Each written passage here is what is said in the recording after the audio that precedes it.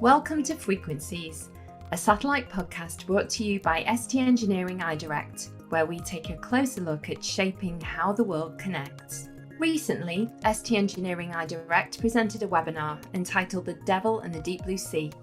The webinar, which touched on a variety of important themes in the maritime industry today, was moderated by KD Adamson, the Futurist-in-Resident at Futurenautics. KD Adamson is a catalyst and visionary for those building the future of shipping, maritime and the blue economy.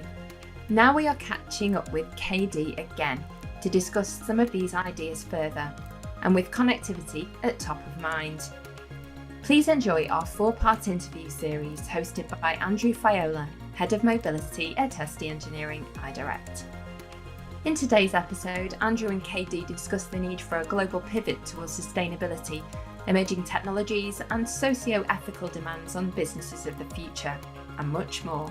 We hope you enjoy the conversation. Hi, Kate. Welcome back again. I just want to start by recapping a little bit about what we talked about last time. We got really animated about our kids and millennials and Gen Z and how interested they are in the blue ocean economy.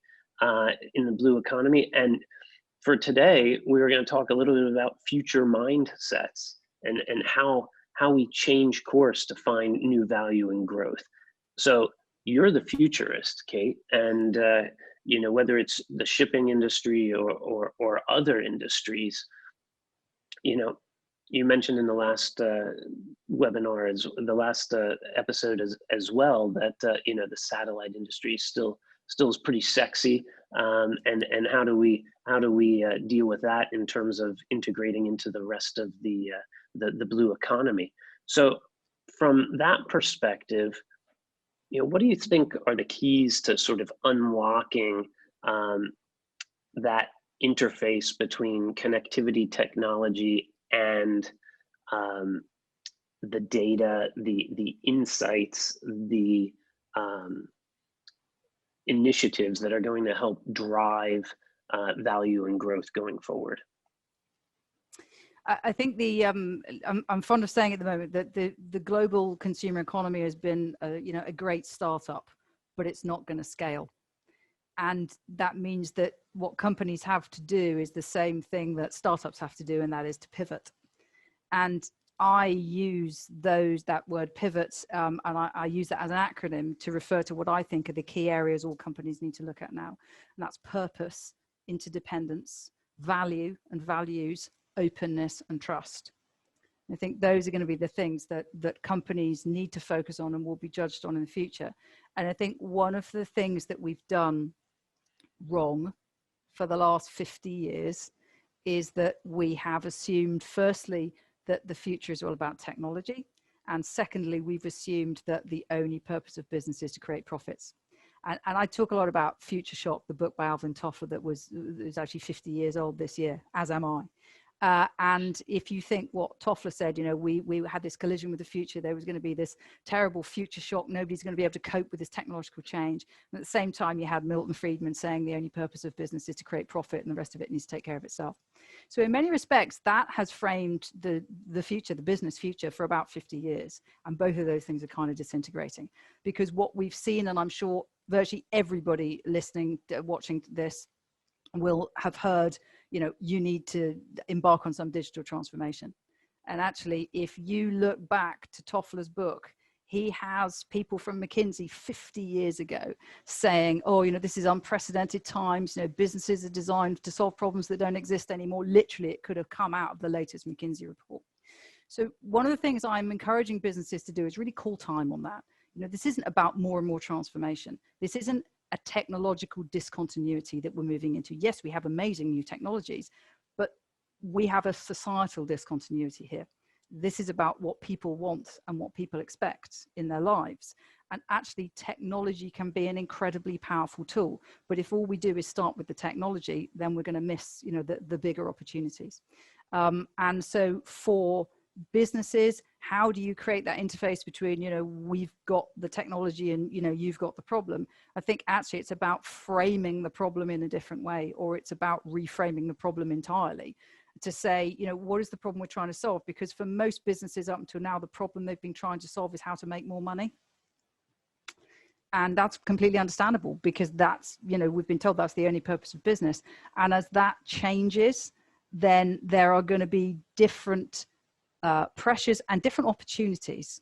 And, you know, a figure that I often quote is that, in 2018, more CEOs were fired for ethical reasons than any other. I mean, in 2019, the boss of McDonald's had to go, not because he didn't, you know, raise the share price, but because, you know, there was a relationship issue with a member of staff.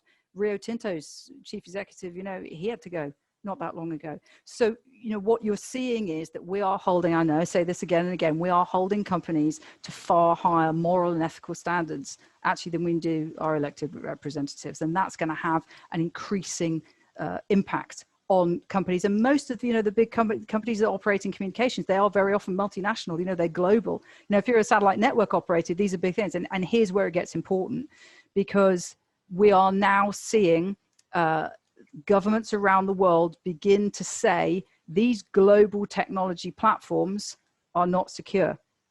So the British government came out a couple of days ago with a report on 5G, saying that actually what needed to happen was, you know, a bunch of democratic nations needed to come together and actually get Huawei out of any of their systems, et cetera, et cetera. You know, I'm not going to have a discussion whether that's correct or not, but it's a thing. And actually, this is going to be more of a thing as we go forward. So the kind of choices that have to be made now are not just what is the best technology, but it is what is the likelihood of this technology being available to me for the long term. And I think that is a really big issue. It's something that operators, networks, everybody need to start getting their heads around, because what we tend to do in the global, you know, mobility and satellite and maritime communities, you know, we think globally.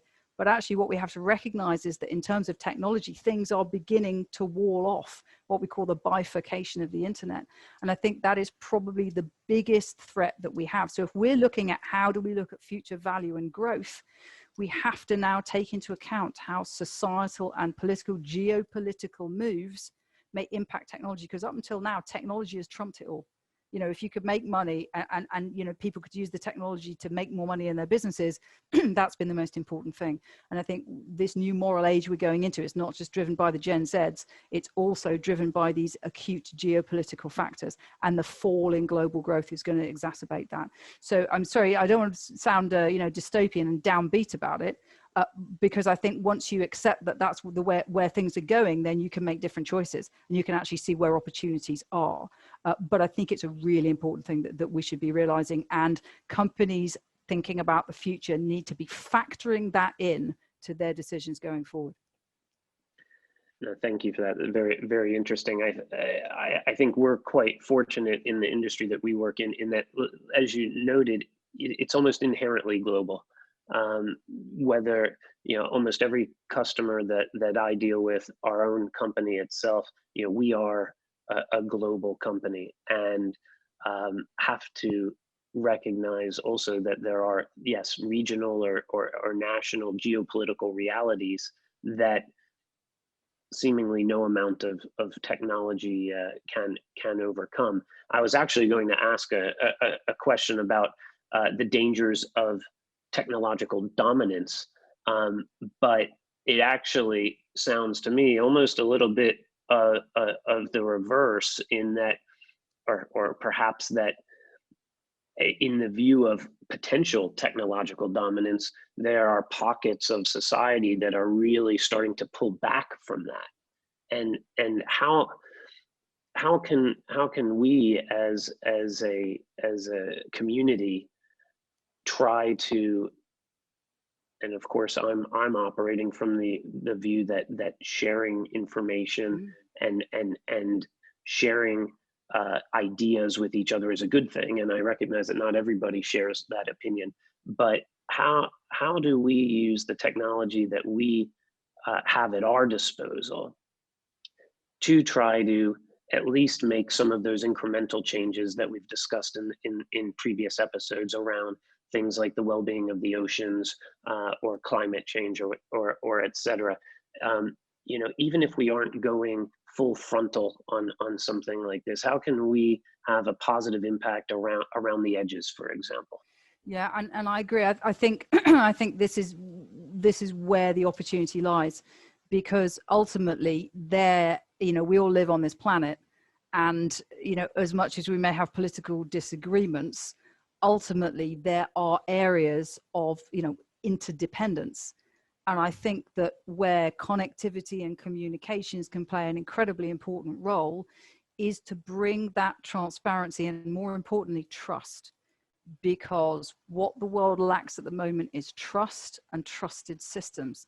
And that means it isn't necessarily about technological dominance. It is about trust in the systems that are being used.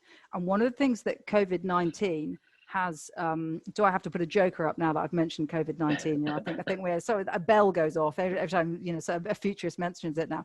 But I think one of the things that COVID-19 has actually exposed is that we have incredible technological capacity, and most of it is being directed to getting you to buy more stuff.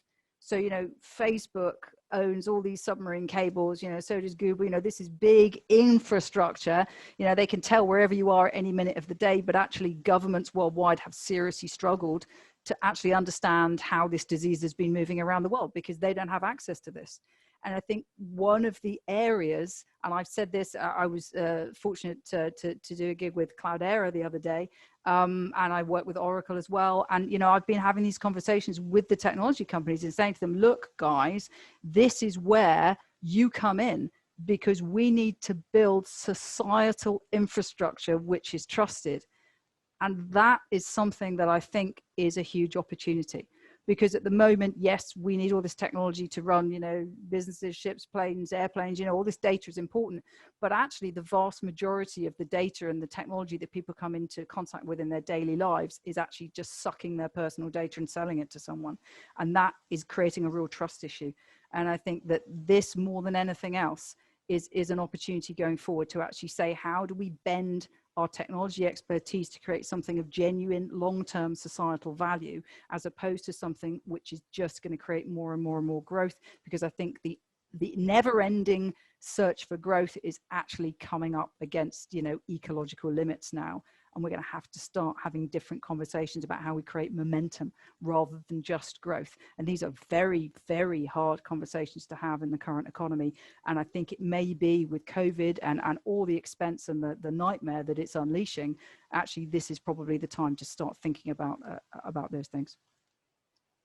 I appreciate that a lot, Kate. I think, as an industry, we've got a role to play in terms of helping to bring that transparency, and at the very least, connectivity for people who need it wherever they are, whether on sea or elsewhere, for health reasons, for economic reasons, for social reasons. And this is partly why, Andrew, I think that it's so important that ST Engineering iDirect is doing a series like this. Because ultimately, as we started way back when we first started talking about all this, you underpin massive amounts of infrastructure in the maritime industry, and actually nobody's aware of it. Actually, your kit is trusted by all of these different players. And actually that trust, as I said, one of the key things that is going to be just essential going forward is trust. And I think that we have to recognize the institutions that can be trusted and that are delivering what we expect from them. And I think they need to actually leverage those positions to create more trusted ecosystems. No, thank you very much for that. I think, look, that hopefully will not be the last time we have one of these conversations. And, this has been a terrific opportunity to talk about things, yes, touching on satellite connectivity, but really ranging much more broadly. And that was the objective from the beginning. And I think your super guidance throughout has been very much appreciated certainly by me and the ST Engineering iDirect team.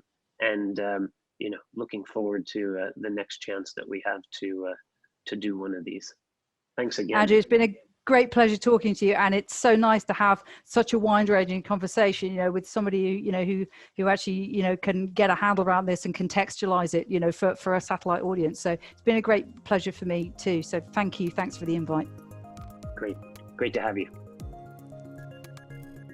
If you enjoyed this conversation with Katie Adamson, be sure to check out the other episodes in this series. We cover a broad number of maritime topics that span technology, sustainability, and more. Thank you for listening to this Frequencies podcast. You can find other episodes on a range of topics wherever you listen to podcasts. Please join us again for more conversations with ST Engineering iDirect.